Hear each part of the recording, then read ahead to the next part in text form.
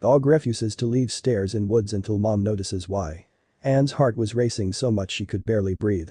She found herself feverishly wondering what she had gotten herself into.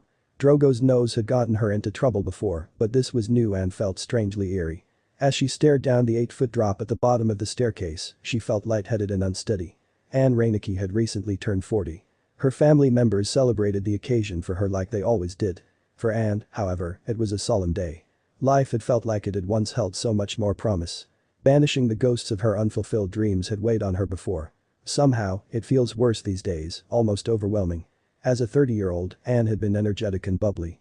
Everything was seemingly still ahead of her back then. Whenever she thought of her dreams now, they felt empty.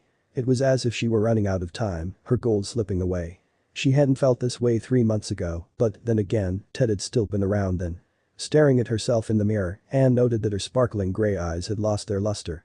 She couldn't remember when the dark circles grew so prominent or when her pretty features had started seeming so dreary to her. She had always been a modern, independent woman, so it annoyed her to admit the truth to herself she missed him.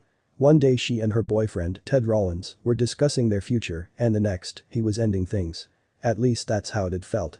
In reality, the relationship had been dying a slow death for some time as their careers took them in different directions. Whatever the cause, she was grateful to still have one companion left. Drogo had been her ever-present companion for almost a decade. Through ups and downs, he remained her one constant. As Drogo's mom Anne was protective of him.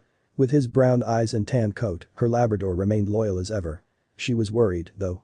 He was 9 years old now and had recently been starting to show signs of ill health. It had been a difficult time with Ted being on her mind a lot. She loved her apartment in upstate New York but needed an escape from big city life. Despite housing some smelly paper mills along the way, the 100-mile wilderness route along the Appalachian Trail was perfect. Anne, however, had a different reason for wanting to go.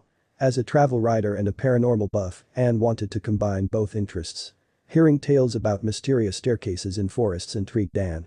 Some stories were chilling, others bizarre. The conspiracies covered everything from ghosts to other dimensions. Anne didn't believe these tales, but had to know for herself.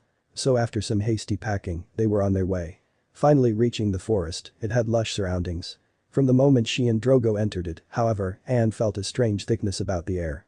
It seemed denser inside somehow, and she felt very isolated. After 2 hours, they reached a clearing. Anne could not believe her eyes. Near a little stream, there it was, a random staircase just sitting there. As she approached the staircase tentatively, Drogo became animated. His nose working overtime, he bounded straight up the staircase, refusing to come when she called him. Anne noticed that he seemed to be fixated on something. Even though all the strange stories had warned against climbing staircases found in forests, Anne had no choice and followed Drogo up. The moment Anne reached the foot of the top of the staircase, she knew something was not right. Drogo began sneezing and shaking his head feverishly.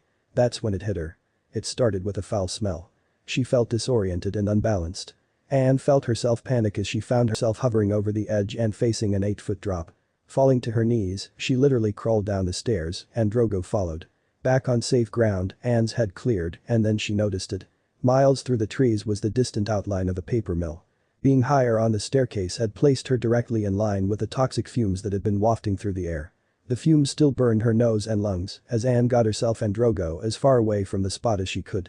She saw the funny side now and at least knew that there was no such thing as haunted forest staircases. As the fumes finally began to clear, Anne's mind began to as well. All the excitement with the staircase had cleared Anne's head quicker than expected. Her panic had caused her to evaluate who was truly important to her, only her family, and Drogo had come to mind. It was the shot in the arm she needed.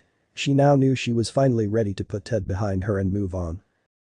Getting herself and Drogo to safety, Anne looked forward to finding some warmer accommodation and beginning her travel blog. Later that night, while curled up under a comfy hotel duvet, Anne couldn't help but smile at the experience. She had learned a good lesson: internet myths were never what they appeared to be.